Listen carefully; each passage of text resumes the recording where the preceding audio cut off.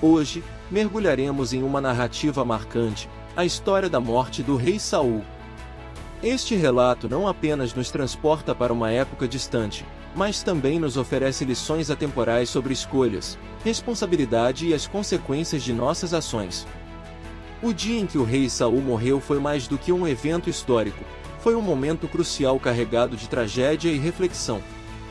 Quando coisas tristes acontecem ao nosso redor, muitas vezes buscamos explicações externas, culpamos outros ou apontamos para eventos que desencadearam a adversidade.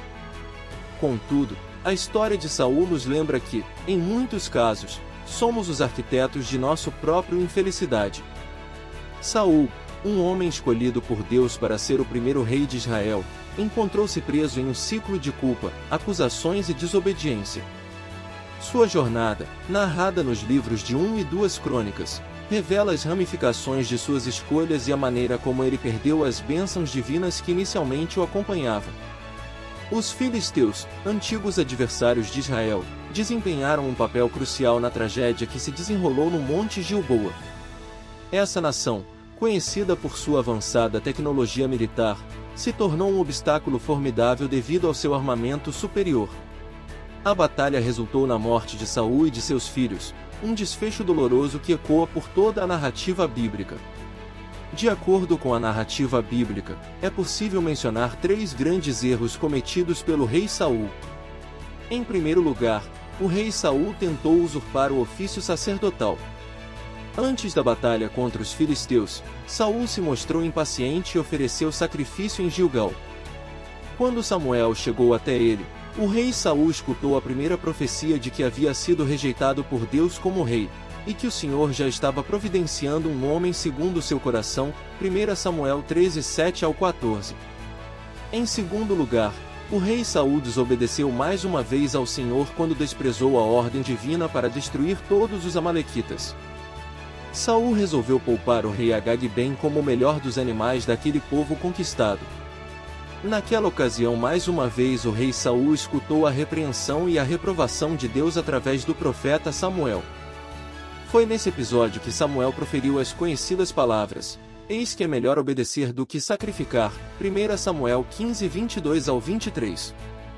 O fato de o rei Saul ter poupado o rei amalequita contrariando a ordem de Deus, contrasta com o caso em que ele iria executar seu próprio filho, Jonatas, quando por ignorância o rapaz desobedeceu a uma ordem sua.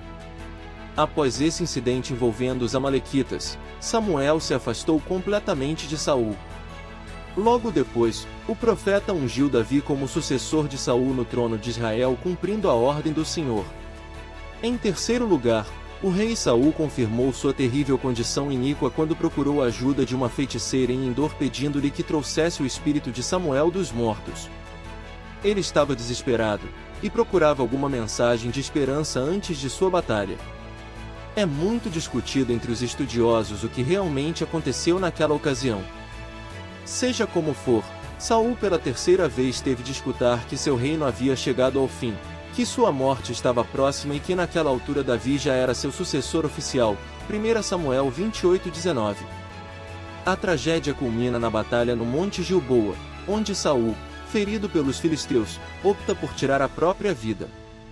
Seu desespero e afastamento de Deus levaram a uma morte trágica não apenas para ele, mas também para seus filhos e todo o reino de Israel.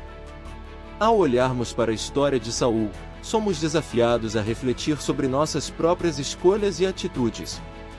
Podemos aprender com a queda desse rei e buscar humildemente a orientação divina em vez de confiarmos em nossa sabedoria limitada. A obediência à palavra de Deus e a busca constante por seu caminho são fundamentais para evitar os ciclos de autodestruição nos quais podemos ficar presos.